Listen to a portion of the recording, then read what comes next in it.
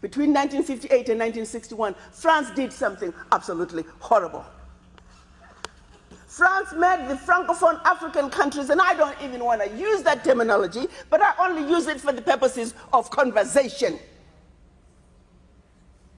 The 14 countries which were formally, but still colonized by the French, they were forced to sign a document that they called the Pact for the Continuation of Colonization. You heard me. The Pact for the Continuation of Colonization. If you want your independence, you must sign this. Guinea, Secretary said absolutely not. Mali said absolutely not. France, pack your bags and go on back home. France could not believe it. Could not understand that an African country, these monkeys, do not want to be affiliated to France. They said, we will show you. So history tells us France went into those two countries, took everything that they thought they had brought to those two countries, including the last teaspoon and chair, proceeded to pour concrete into the sewage pipes, completely devastating the two economies. The then newly appointed president of Ghana, Kwame Nkrumah, in his efforts to rescue these two economies, created the first ever union of any African states, Ghana, Guinea, and Mali. But what that did was it made the other African countries realize that if they go against France, this was the fate that was waiting them. So what do? Wave the paper. And they signed. What did the Pact say? One. The Pact said, you monkeys, you don't know how to manage your money. So you shall deposit 85% of your bank reserves with the French Central Bank under the control of the French Minister of Finance. And that France is going to take your deposits from the individual countries, pool them together, invest them in the French stock market under the French name. And you, monkeys, you may or may not know the returns. Latest figures are showing this is still going on since 1958. France today is collecting out of Africa over $500 billion before investing. And when they finish investing this money, for every 14 billion out of Africa, they're recognizing over 300 billion. Now do the math. So when it's actually said and done, France is taking out of Africa trillions of dollars every year, and we, the poor Africans, are gladly giving it to France. And the same France has the audacity to look at us and call us poor people.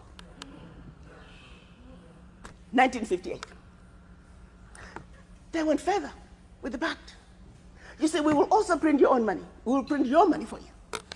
They instituted what they were calling the CFA, special currency for the African countries, and that only France can print that money for you.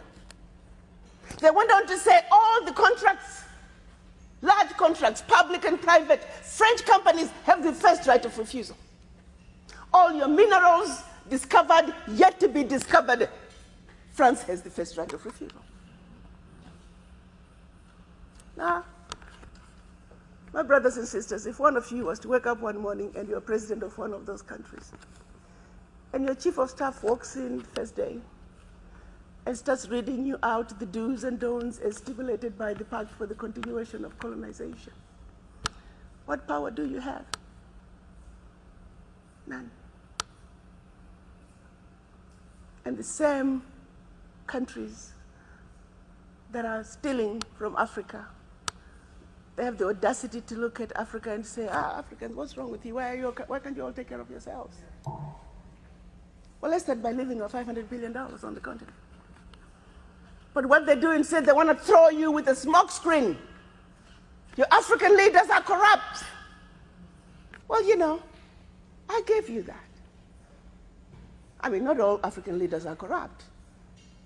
Africa is a family. No family is complete without crazy Aunt Sally and crazy Uncle Tom.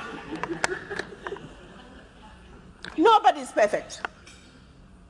Okay, fine, so I'll give you that. Their own figures are saying 50 billion is getting out of Africa from corruption. Fine, I'll give you that.